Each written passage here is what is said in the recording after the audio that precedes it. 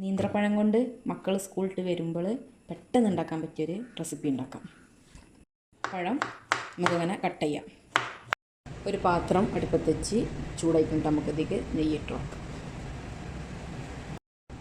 നമ്മളെ ചൂടായി ഇനി നമുക്ക് പഴം ഇട്ടെടുക്കാം. പഴം വാട്ടിയെടുക്കാം.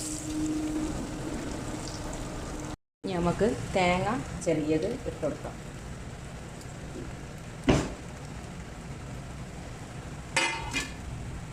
ഇനി നമുക്ക് കുറച്ച് ഏലക്കായി ചതച്ചത് ഇട്ടെടുക്കാം. ഇനി ഒന്നാകെ നമുക്ക് മിക്സ് ചെയ്യാം.